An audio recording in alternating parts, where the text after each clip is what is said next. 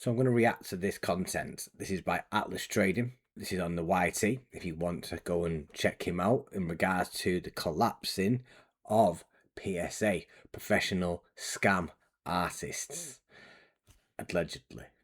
But let's jump into this, shall we? Right, PSA, the company that decides what your card's worth, has been investigated by the FBI, sued in a class action, shut down their own grading service because they couldn't handle the demand, bought out every single competitor, and just in the week I'm recording this, destroyed a 40 grand Pokemon card.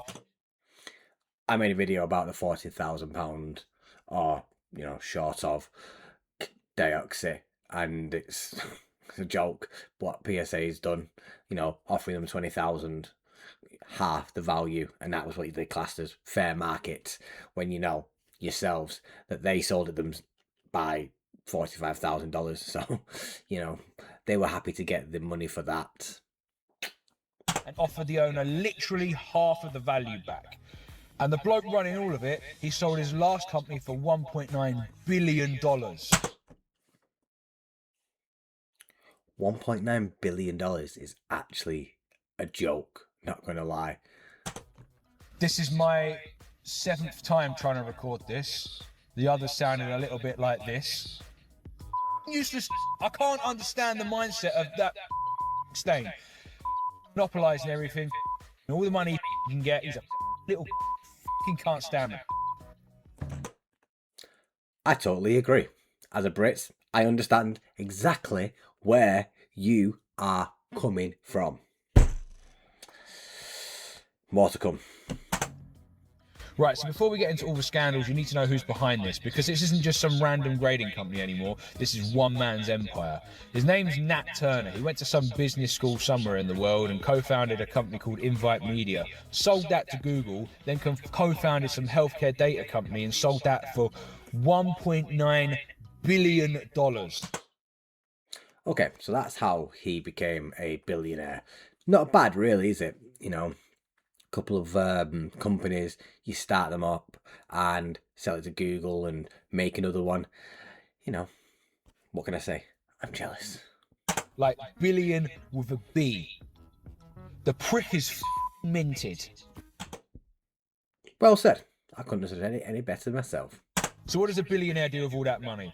Well, he buys trading cards, and I don't mean he buys a few packs of fun. I mean he amasses one of the biggest collections in the world. Honestly, if I had 1.9 billion, I would definitely invest it into Pokemon and other stuff as well. But, I could easily go and get some booster boxes that I would only have dreamed to open as a young person. Could I like to see of myself opening, what is it called, Legendary Collection? Yes, I would love to have got one of those firework holographic Charizard. That would have been sick. I mean, it's mega. But here's where it gets interesting.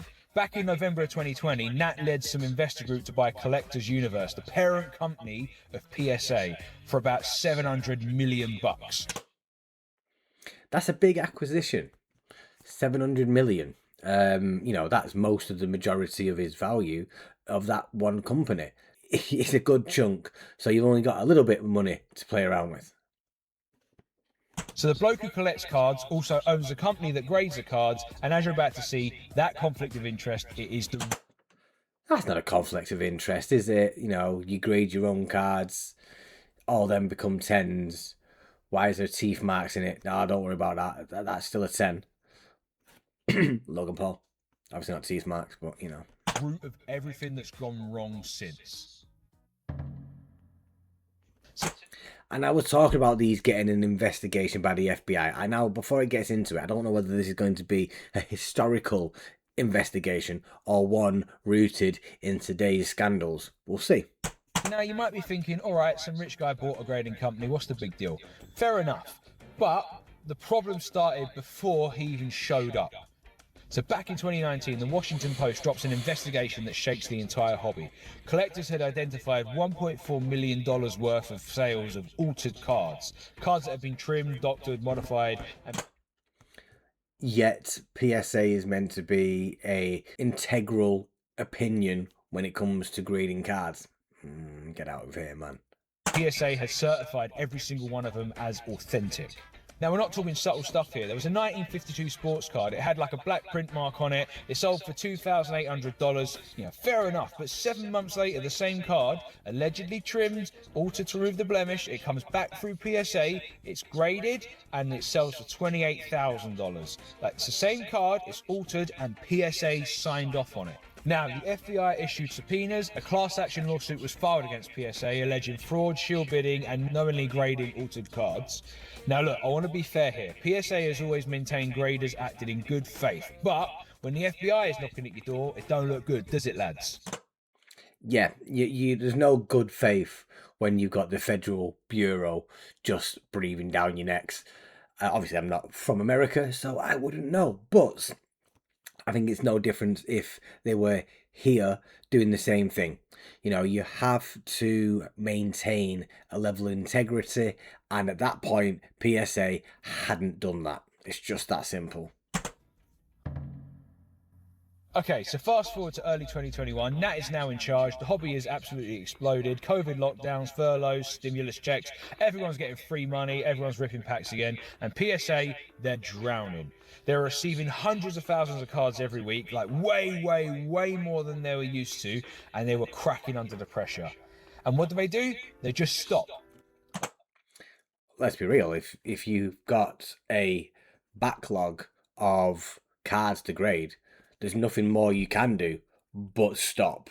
Because realistically, if you are getting swamped by the number of cards, there's no point of taking more, because all you'll do is alienate a section of your graders, because the grading people who are grading, not the ones that are actually grading the cards, but to send them in. But you know what I mean? They're going to look at it and go, well, they said 8 weeks, it's taken 15. You know what I mean? So they have to do that. It's just a logical situation there. I'm not saying that it was right, but it's logical. Back in March of 21, PSA shuts down basically all of their submission tiers. They got an estimated 10 million cards sitting in their offices, ungraded, people's collections, some of them worth tens of thousands of pounds. Wait. Let me go back there. Did he just say 10? What? They just stop. Like, back in March of 21, PSA shuts down basically all of their submission tiers. They got an estimated 10 million cards sitting in their offices, ungraded, people's collections, some of them worth tens of thousands of pounds, and it's just sitting in a warehouse. Now imagine you're a dealer and you're doing 40 or 50 grand a month in grading fees. Your entire business model depends on PSA, and one day they just say, sorry, we can't cope. Like, what the hell are you going to do? You think after something like that they focus on getting their house in order, but no. Well, what else would you do? You go elsewhere, I guess. You know, at the time, maybe CGC. I don't know whether Beckett was about, but if they were, then you'd do that. You know, obviously PSA have got the market when it comes to how many people are grading with them. That's not what happened. It's not even close to what happened. Because what Nat did next is where it goes from bad business to something that got actual politicians involved. And I mean literally, a member of the United States Congress is now calling for a federal investigation. That's probably because his Charizard's stuck on a shelf somewhere.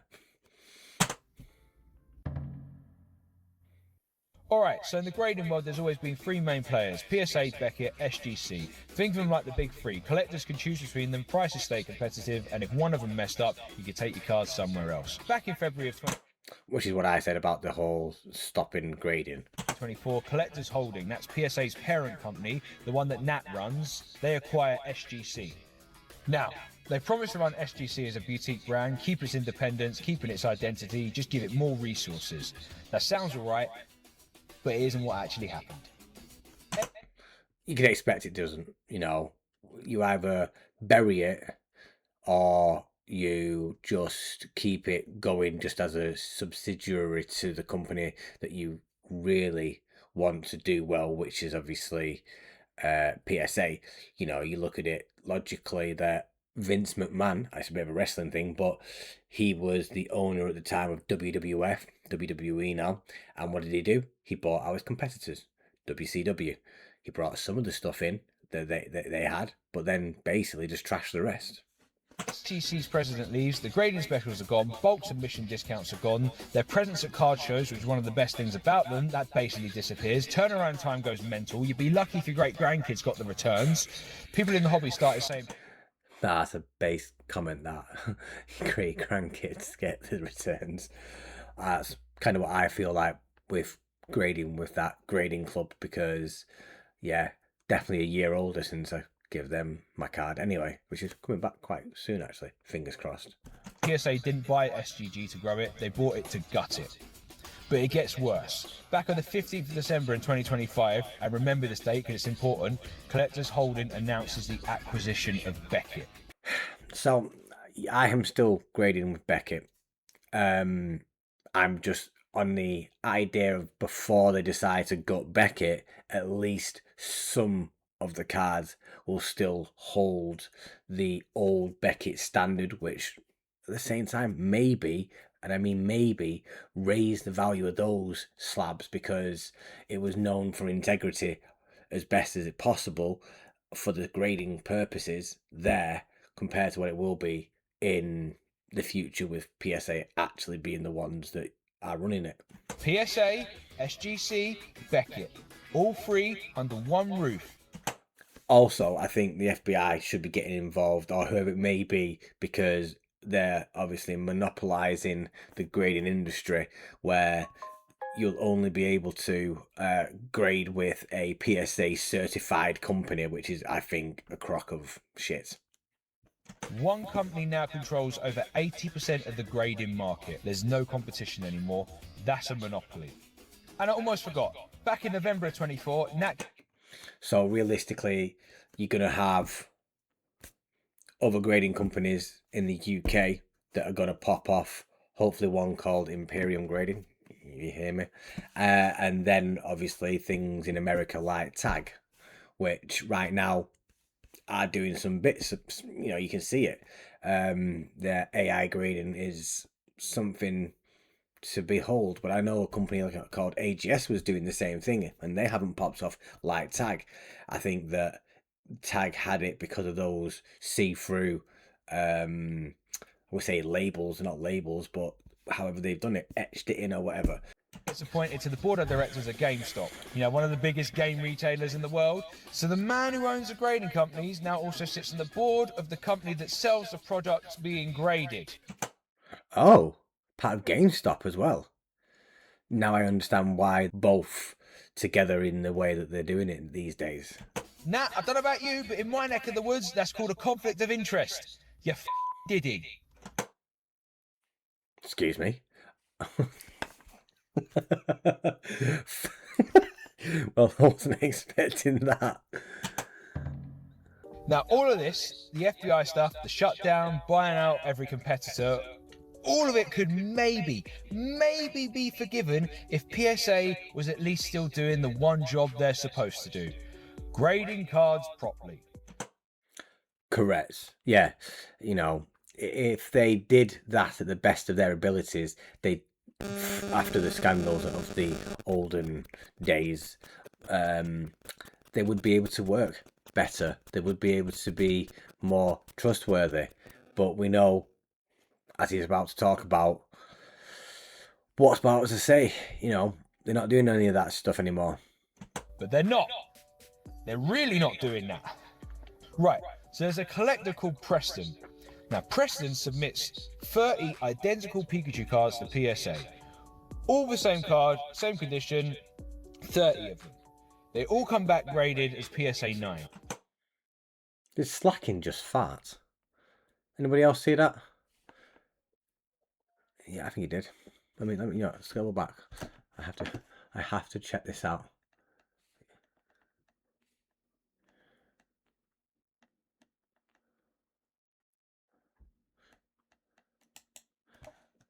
Rhydon uses Brick Break.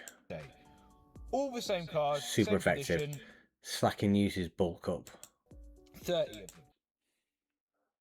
What was that? He bulked up and then he had a protein fat. Okay. Not sure about that, They all come back graded as PSA 9. Fair enough, it's consistent. It's all right. So Preston gets offered through PSA's buyout network, basically PSA connecting buyers with sellers. He sells some of those cards at a PSA 9 price. Job done, he jogs on. Except a little ways down the road, 11 of those 35 cards get flipped from PSA 9 to a PSA 10. So we know ourselves when it comes to grading. If PSA, you can obviously get a card graded yourself, come back a PSA 8, you then you break it out of the jail of a slab, and lo and behold, you can then submit it yourself and change the grade just because a different grader has graded it. So, you know, it's a bit of a catch-22, but the fact that they did it, I think it was a Pikachu and Zekrom cards that we were talking about at the time, actually, that PSA themselves just changed the cert. Including cards he already sold at a lower price. Think about it for a second. You sell your card at a PSA 9 price, let's say 50 quid, then PSA quietly bumps it to a 10, and now it's worth 500 quid. And you've already sold it. Who benefits from that? It's not Preston. By this time, he's most likely spent his PSA 9 money on a couple co-op meal deals. Nat's probably taken the PSA 10 price and gone off on his holidays with it. The fuck did he? What is he saying again? Oh dear. Anyway, Preston goes viral on Twitter exposing the whole thing, and PSA's response is to call it an isolated grading error caught during the quality control. No, I'm sorry. It might be isolated for the moment, but you don't just grade something a 9 and then the same cert changes to a 10. That's just BS, isn't it? Control review. But here's where Nat properly puts his foot in it. He responds on Twitter and, trying to defend PSA, basically admits their grading is inconsistent and you're lucky if your card gets a quality control review. Lucky. The CEO of the biggest grading company in the world just told you you're lucky if they check their own work. Well, if that's what he's said, then it's more fool anybody that decides that they're going to grade with PSA. That's not a good thing. So multiple card shops respond by publicly halting PSA submissions. Dealers are saying we can't in good conscience send customers cards to this company anymore. Now, in my mind, I'm thinking, great. PSA's finally getting their comeuppance. Preston, you're a fucking hero. Well done. Somebody give the boy a biscuit. But before...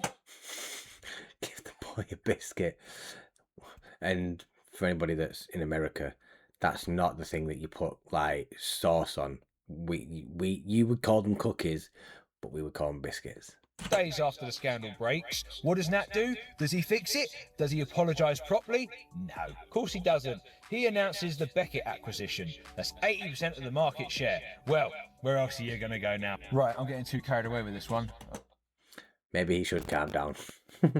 Got to be less emotional. Stick with the script. I say script, there's 27 bloody bullet points.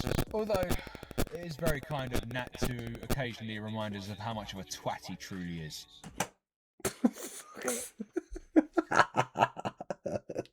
Hold these beeps and then, yeah, okay. Go on, lad. Now, I said at the start of the video, PSA destroyed a 40 grand Pokemon card this week. And like I said, I've already done a video in regards to this. Honestly, like, PSA are just, I wish we say it, a liability. Well, I wasn't exaggerating. I'm sure everyone knows this by now, and it's what made me want to make this video. So, a collector sends PSA their Deoxys card. Now, if you don't know what this is, it's one of the rarest Pokemon cards in existence. It's population 38 in a PSA 10. That means in the entire world, PSA has only ever graded 38 of these at a perfect 10. And the last one, it sold for 45 grand through PSA's own platform, I might add. This collector sends their PSA 10 for a re-encapsulation, not regrading, just a new case, and PSA damages the card during the process. It goes from a PSA 10 to a PSA 6. And that is a joke. That is a joke. At that point, it shouldn't have even been graded. It should have been sent back. You know, when they find cards that are altered, they don't grade them. They just send their little stub with altered written on it, they should have something in the same lines as damaged. And of course, returning your original cert label as well, so you can say it was a 10 until they damaged it.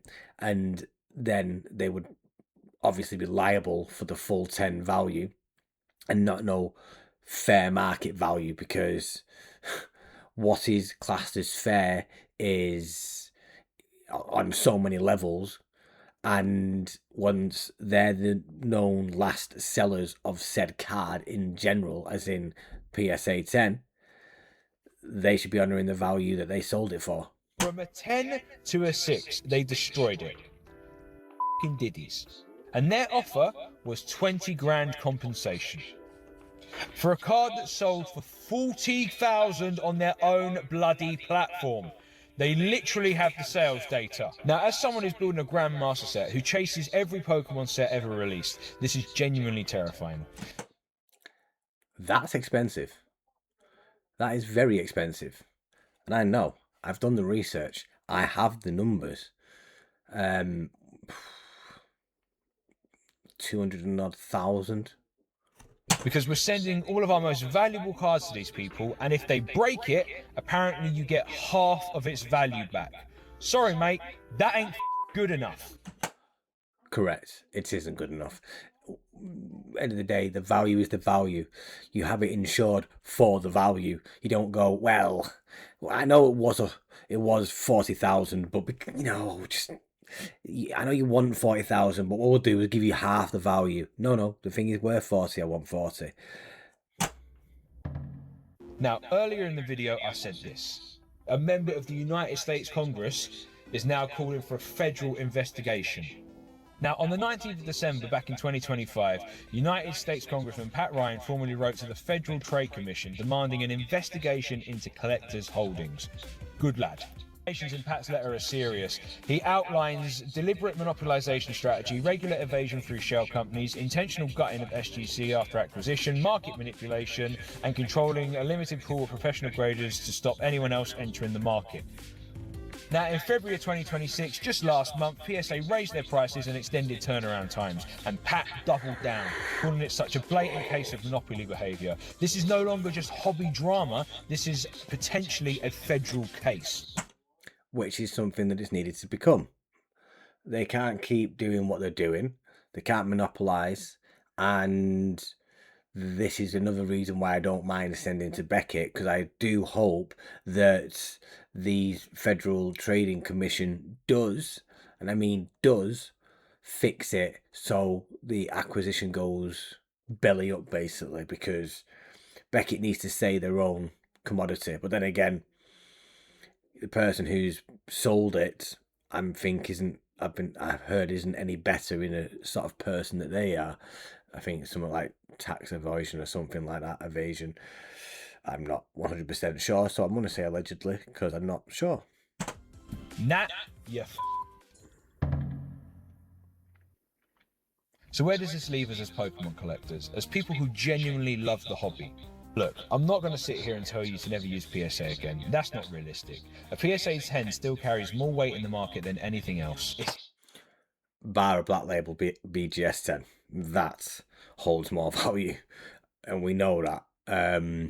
When you see some of the data where one card is like £1,000 for a 10, and then the next one, the BGS Black Label 10, is like 20,000 or 15,000, 10,000, whatever it may be.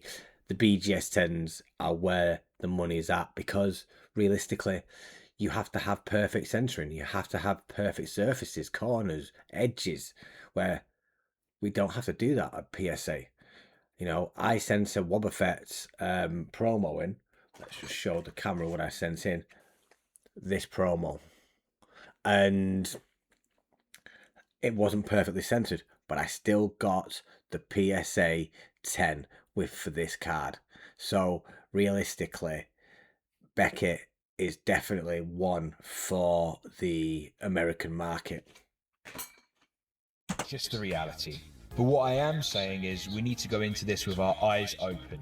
PSA is not your friend.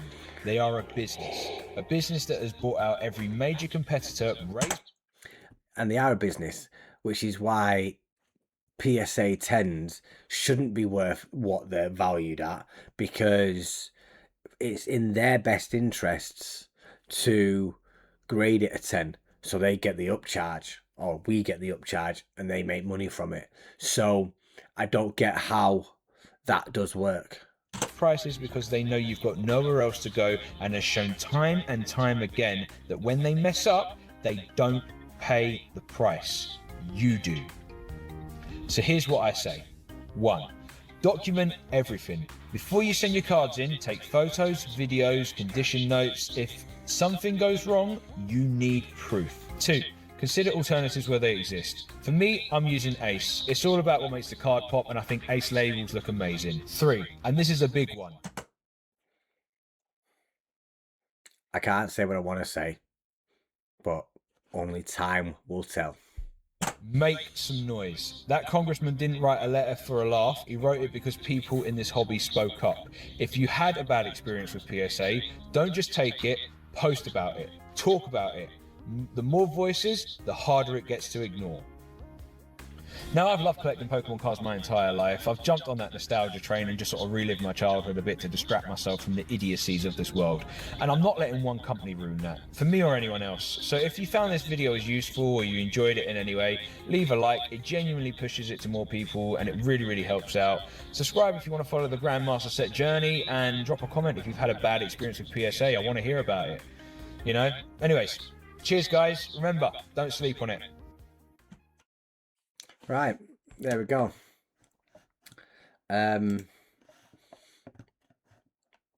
Atlas Trading. I'm going to give you that subscribe. I'm going to hit you with that like. And I'm going to comment.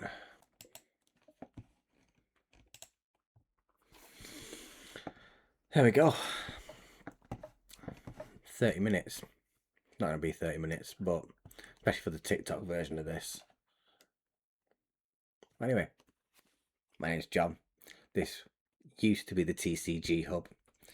We are in the process of renaming the channel because I have found out that there is a business now with my name, and there's nothing I can do about it because it's actually a limited company now. So yeah, I've got to think of something. Anyway, to the next one.